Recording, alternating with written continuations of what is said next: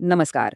सध्या एका व्हायरल व्हिडिओमुळे महाराष्ट्रातला एक जमीन व्यवहार चांगलाच गाजतोय आणि हा व्यवहार काही छोटा मोठा नाहीये. तब्बल 4,000 एकर जमिनीचा आहे. या व्हिडिओतून काही गंभीर आरोप समोर आले आहेत. मग नेमकं प्रकरण आहे तरी काय? चला, आजच्या या विशेष विश्लेषणामध्ये आपण तेच सविस्तरपणे समजून घेऊया. तर या सगळ्या प्रकरणाची सुरुवात होते एका आकड्याने, 4,000. पण हा फक्त एक आकडा नाहीये, तर याच्या मागे एक मोठं वास्तव दडलेलं आहे. हो, ही आहे तब्बल 4,000 एकर शेतजमीन आणि ती सुद्धा सुपीक शेतजमीन. आणि आज हीच जमीन एका मोठ्या वादाच्या केंद्रस्थानी आहे. विचार करा, एका बाजूला आहेत शेतकरी, दुसऱ्या बाजूला एक खासगी कंपनी, आणि ह्या दोघांच्या मध्ये आहेत काही सरकारी निर्णय ज्यावर आता गंभीर प्रश्न विचारले जात आहेत. तर मग ही कंपनी नेमकी आहे तरी कोण, ज्यांच्यावर हे सगळे आरोप होत आहेत? तर स्त्रोतानुसार या कंपनीचं नाव आहे ZR2 बायो एनर्जी ग्रुप.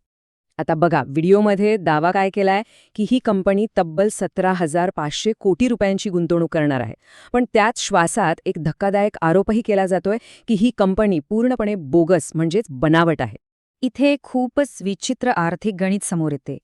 कंपनीचा महसूल म्हणजे सरळ सरळ भाषेत त्यांची कमाई दाखवली आहे 0, पण त्याच वेळी कंपनीने 119 कोटी रुपयांचा नफा कसा काय कमावला? कमाई 0 आणि नफा 119 कोटी, हे कसं शक्य आहे? हाच तर सगळ्यात मोठा प्रश्न आहे. आणि याच विसंगतीमुळे स्रोतामध्ये एक थेट प्रश्न विचारला जातोय की ही जमीन मिळवण्यासाठी कंपनीनं आपला ताळेबंद म्हणजे बॅलन्स शीट मुद्दाम फुगवून दाखवला होता का? ठीक आहे, पण हे आरोप सिद्ध करण्यासाठी स्त्रोतामध्ये नेमका कोणता पुरावा दिला जातोय? चला आता ते पाहूया. ह्या सगळ्या आरोपांमध्ये एक शब्द पुन्हा पुन्हा येतो, तो म्हणजे बूट तत्व. आता याचा अर्थ काय? तर सोपा आहे, बांधा, वापरा आणि हस्तांतरित करा. म्हणजे काय की एखादी खाजगी कंपनी एखादा प्रकल्प उभारते, काही वर्ष तो स्वतः चालवते आणि मग तो सरकारला परत देते. स्रोत आपला मुद्दा पटवून देण्यासाठी या काही घटनांकडे लक्ष वेधतो. याची सुरुवात होते 21 जुलै 2025 रोजी, जेव्हा एक महत्त्वाचा शासन निर्णय म्हणजे GR पास झाल्याचं म्हटलं जाते.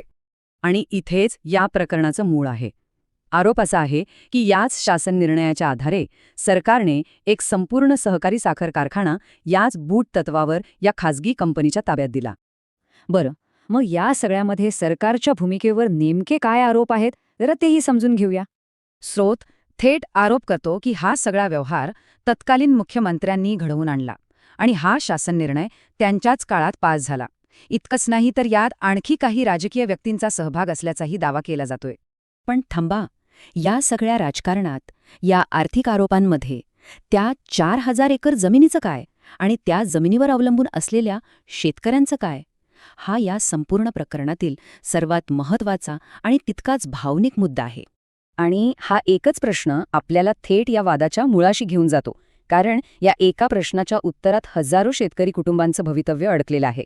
स्त्रोतानुसार या जमिनीचे मूळ मालक शेतकरी आहेत आणि सगळ्यात धक्कादायक बाब म्हणजे काय की याआधी त्यांनी न्यायालयात कायदेशीर लढाई जिंकलीये.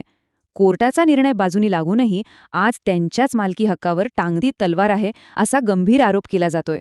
म्हणजे थोडक्यात सांगायचं झालं तर हे प्रकरण म्हणजे एक संघर्ष आहे.